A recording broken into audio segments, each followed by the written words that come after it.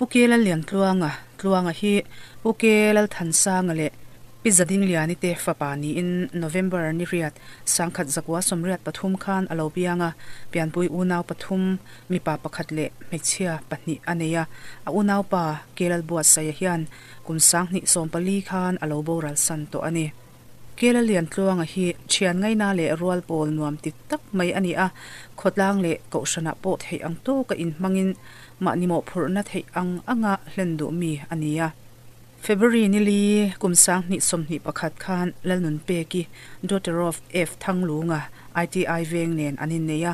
fanu Amelia ke la shoi tluangi an neya ni khotlanga arong bolna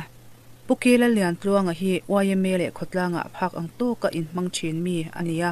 YMA khatla brancha executive committee member ni chinin section 1 a leader le ni na sang achel to a khotlang ta na laklo po nei lova ti tur chula chon che chuak tura in peile akula ta ya in mangchin ania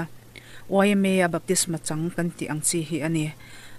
khotlang thila che chwa na tura chuan aphangai lova section 2 ani chhopo hian kumlama upalem lo ma se thei ang to kin athok chin ani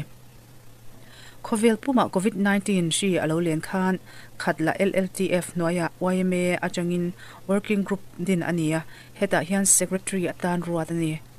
shihlo omzia kan shia a mani po in kan kai theyani ti shereng ma se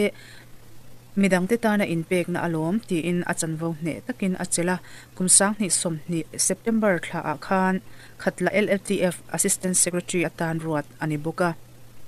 Shido na ko nga theitop achua a thopui le thiante mitlom ngai dangte nen shivei le shi awanga tlopo phallo le kharkhipa ommek te hnena anmamo sang te ansem kwala thingtlang mun sanga eitur le mamo te semin an thok chuak thina khatla khotlang in nga na poimo tak pakhat ani ve chin First Battalion MAP English Medium School amvenga kumsang ni pariat atanga aboral ni thlengin zertir tu na athoka ama himitai male enel om fiam thudu ve tak ania skula atho puitele no pangte po in annelin an ngainar ve hle chinani atho na skula hian kumsang ni so matangin kap master ni in sang ni som pathum kum khan kap no pangte delia azuk shwai nge a AR Ground Aizola Independence Day Parade po Scout and Guides te kai shwain a kai shwaina hnuaya hian lomman anlo la photo ani ko shana rongbol na pukela Lalliantluanga te hi 7-day Adventist ko shan Upper Republica loin thei angto kin ko shana a in manga mo phurna achel sang zinga ko shan chalai Adventist Youth Ministries leader le assistant leader ni na baka building committee secretary na te achel to a hei baka hian ko shan chalai bial Adventist Youth Federation Aizol East a ritak president ni na chelin aboral ni thleng hian Upper Republic 7th-day Adventist ko shana ziak tu Church Clerk ni na achela heibaga hian Aizol South Adventist Youth Federation biala president ni na achel mek bokani anat dan pukela Lalliantluanga hian August ninga sangni somni pakhat khan COVID-19 shileng akai ti shiat ani a Hemitla hian ML Hostel CCC a annupa ada ani in August ni som pathum thleng an oma damlam apan mailo awangle thoha te anei ta ka wangin August ni som pathum zana ZMC panpuini in admit ani a oxygen level aniamba ka covid nat na hian akal alo khoi chle to ti shiat ania athowa ha awangle oxygen level te aniama wangin oxygen nen enkol ania hemitnu hian ICU adalu ni in dialysis ti chunzomani September ni soma Trinity Hospital ICU a sonlu ani a Dr. le nurse ten thei top an chwa chungin thatlam apan thei lawa wangin ventilator man nga hialin a umta a ama le chung kwa pu in damtum taka beseina nen kan thlir lai le afanu lo piang mai tur anga hlel em lain afa po man lovin October ni som pakhat sangni somni pakhat laidar thum le minute somni khan minlo muthil santa ani atuk October ni somni pakhat kumsang ni somni pakhat khan ropui takin khatla ko shan hola thana hun ser man ni in khatla than mola William anita ani a boral ma chaw taka a to a po a fama saber lo piang mai tur chu a ngak hlel hle thina naut pian ni tura doctor ten an be sei chu a soilang fo thin nge ani Tluanga boral atanga ni Hriatrengna nu October ni somni khan afanu Amelia ke lal roi tluangi chu apiang ani thole na jing eng moi taka chuan Tluanga hilal pan akai thole anga lim takin chungkwa kanin to khom le angti kan be sei tlatani vu in Tluanga boral champha alo thlen hian kan nga in kan lung le na zual hle a hlim thla ti thlir chungin raltiang ramoya ti hla Tluanga puala Priscilla laldin puhi fana in aphwa le sakba ka hladang te mang hian apola hun bua sai min lo man pui ve turin mun sang sang chung khat laina le Tluanga thian te zong zong kan so ma cheu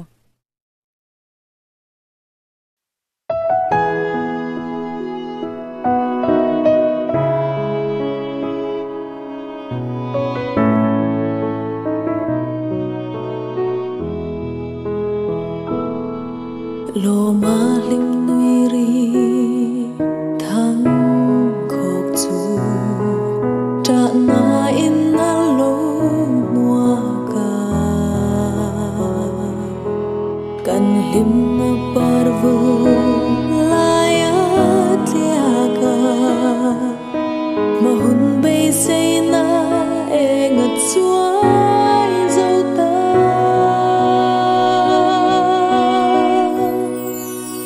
ishay mel mu hun ngalim hun le ni ithyar thin kha tu na zong thangin alian ve ta mu in han soi ve thei te reng la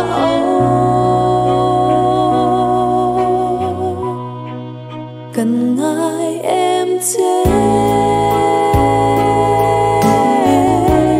cần khăm lâu chế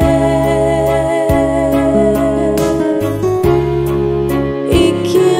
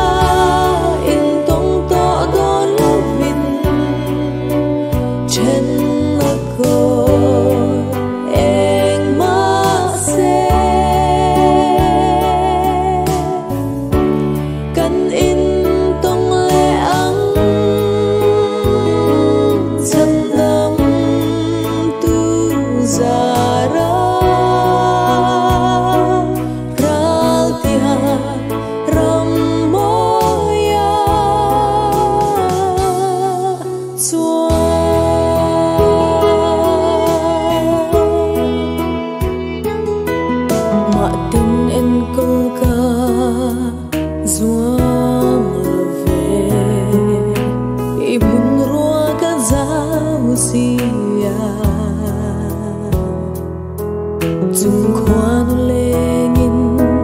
dạng ai sẽ là ibun ruak lua tu lâu nin mol rõ sẽ cần ngài em sẽ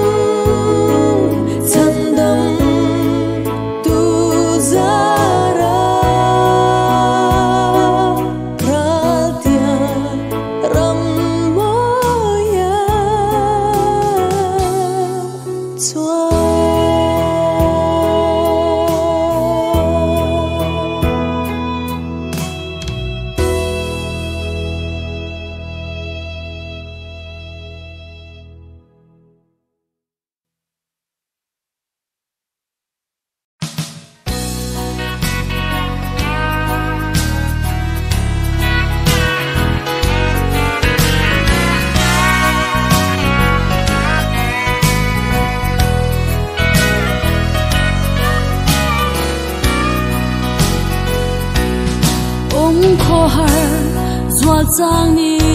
at heng china lấy xin luôn hi cái đó về china thiam tốt tên mà đi du ai xa mà lâu biang cần ôm lo về dòng mùa gần in liam sân lệ mấy trên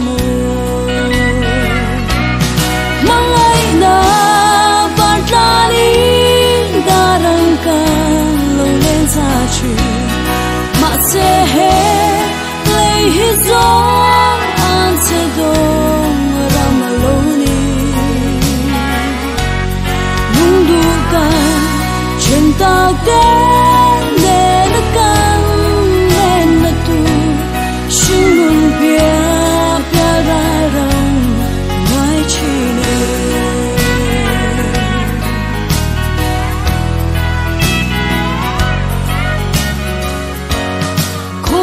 thiêu rây lâu tê boral tu chuan zong zong khen nga om tu rang hian kan lo din na bar tin vu moi chin cheng a lo chuai mai ang hian dam lai ni ko ku ngan a liang le chi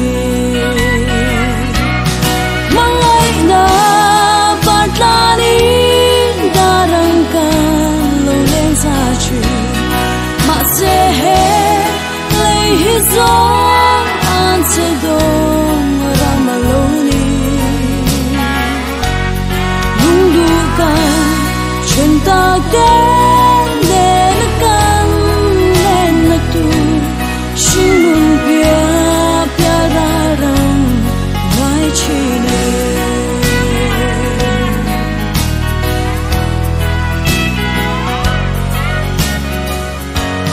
dam lai pia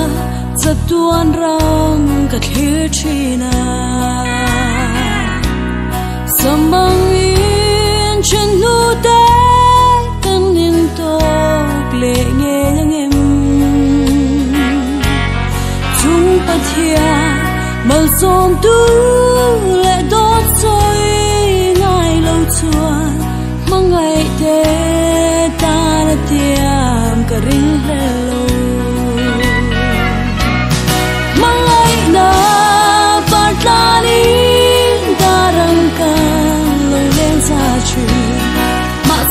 he lấy hết gió an sẽ đông ram alone nung du can trên ta đến để nó can lên nó tu xin mừng bia bia ra rong mai chi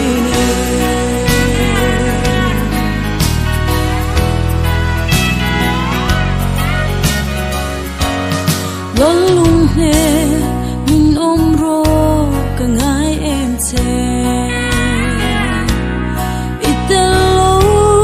chuan dam lai kong chuk cho chuan ka zuam lo kam mo the zong zong hi a chu zo don se a ilena zai on ram min khe nang che mang ai na partani darang kan lo len sa chi ma se he lei hi zo an se dong ram alone mung du kan chen ta te ne na kan len na tu shin mung pia pia ra ram ngai chi shin mung pia pia ra ram ngai chi ne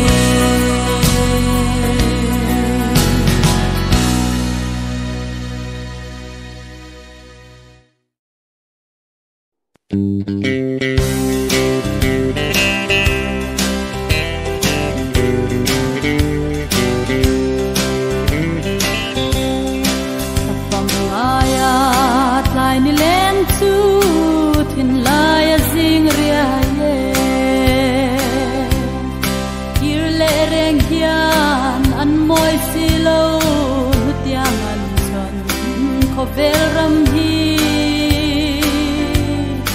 an sulin nurun chu zau le lai twal zong te katra mi tui an chang zo ta o ngain katra darang len lai kha run chung na bang nui na real tui angadaye chung kim te a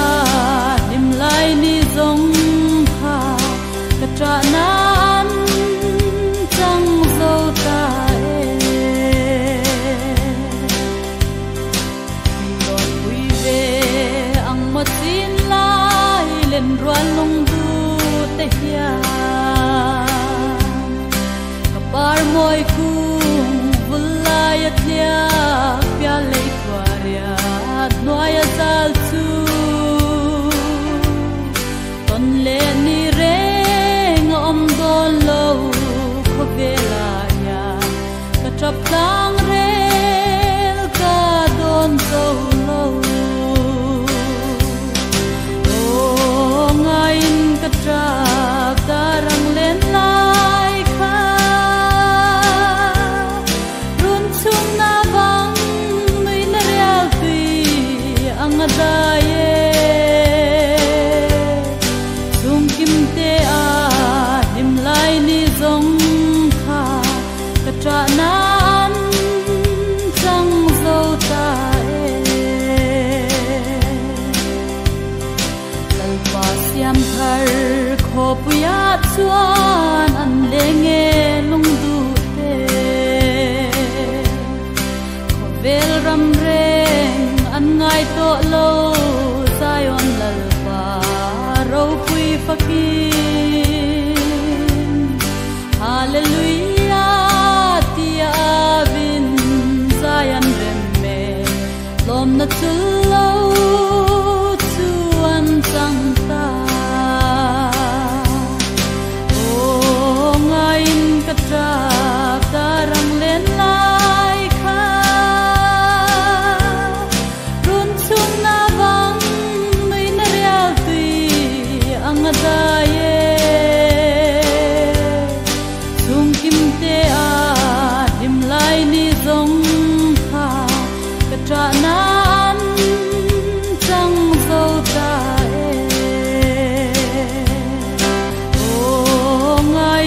trap ta rang len lai kha run chung na vang mai na real tui ang da ye chung kim te